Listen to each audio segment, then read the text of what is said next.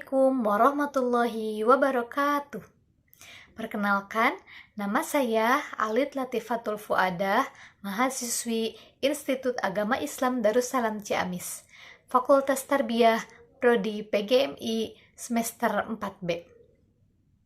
Di sini saya akan melakukan tugas akhir semester mata kuliah Sejarah Kebudayaan Islam, dosen pengampu Bapak Haji Dudi Suhada, SSY MPD. Assalamualaikum warahmatullahi wabarakatuh. Bagaimana kabarnya anak-anak? Alhamdulillah, luar biasa. Allahu Akbar. Pada hari ini kita akan belajar sejarah kebudayaan Islam kelas 4 materi 5 tentang kisah teladan Nabi Musa alaihi salam. Sebelumnya kita harus mengetahui dulu tujuan dari pembelajaran kali ini, yaitu yang pertama meyakini adanya Rasul-Rasul Allah, yang kedua mengetahui kisah teladan Nabi Musa alaihi salam, dan yang ketiga menceritakan kembali kisah teladan Nabi Musa alaihi salam. Sebelum masuk ke dalam materi pembelajaran, alangkah baiknya kita berdoa terlebih dahulu. Bismillahirrahmanirrahim.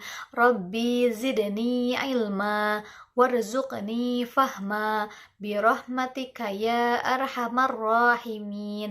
Amin ya rabbal alamin.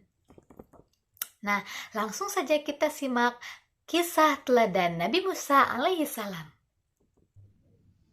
Kisah teladan Nabi Musa alaihi salam. Ketika di negeri Madian, Nabi Musa alaihissalam melihat sekumpulan orang-orang yang hendak memberikan minum hewan ternaknya. Akan tetapi, Nabi Musa alaihissalam melihat dua orang perempuan yang hendak memberikan minum hewan ternaknya. Akan tetapi, mereka, yaitu dua perempuan tersebut, mengalami kesulitan dalam mengambil air di sumur karena banyaknya orang yang mengantri dan sangat berdesak-desakan. Nah, ketika itu Nabi Musa alaihissalam dengan sigapnya beliau membantu kedua perempuan itu untuk mengambil air di sumur itu.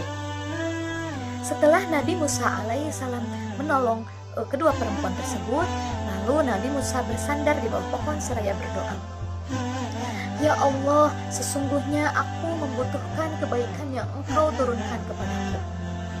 Nah, setelah kedua perempuan tadi pulang, lalu mereka menceritakan kebaikan-kebaikan Nabi Musa alaihissalam kepada ayahnya. Nah, apakah kalian tahu siapakah ayah dari kedua perempuan tersebut? Ayah dari kedua perempuan tersebut yaitu Nabi Syuaib alaihi salam.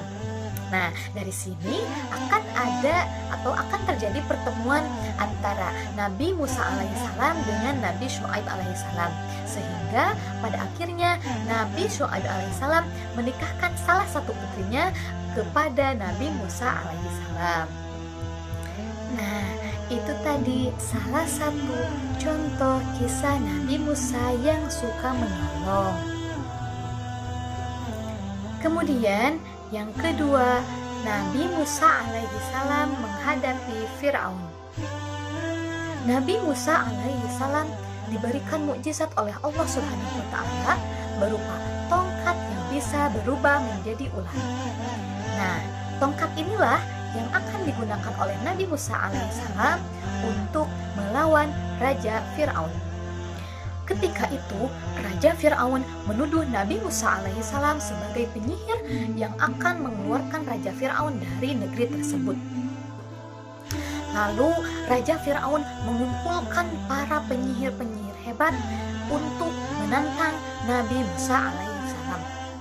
Lalu, Raja Fir'aun berkata, "Hei Musa, lemparkanlah tongkatmu terlebih dahulu, atau kami yang akan melemparkan tongkat kami terlebih dahulu."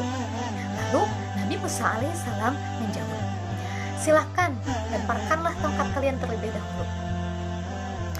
Lalu para penyihir-penyihir itu melemparkan seluruh tali yang mereka bawa dan tongkat dilemparkan.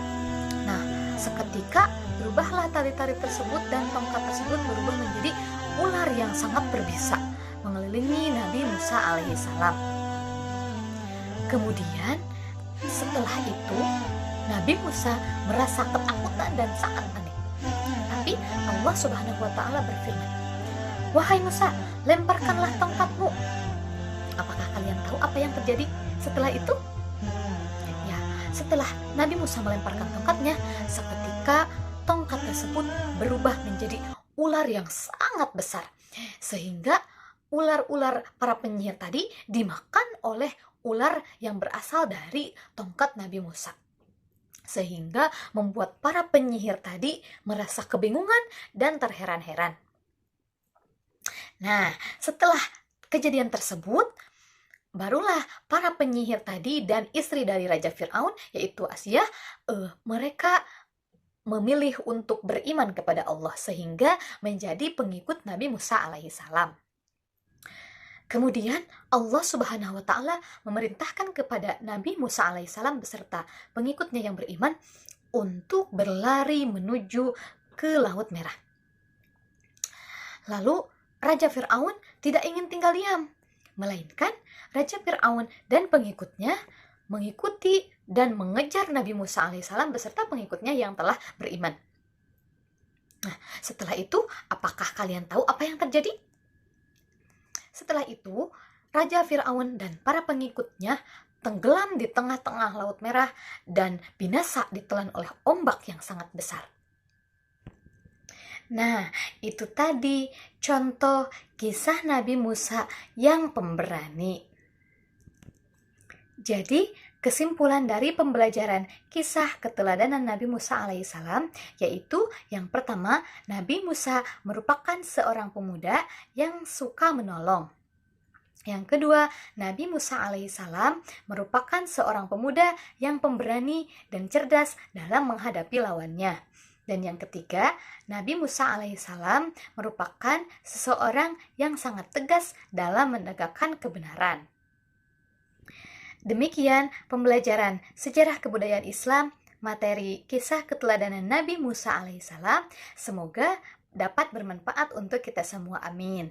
Marilah kita tutup pembelajaran kali ini dengan membaca hamdalah bersama-sama.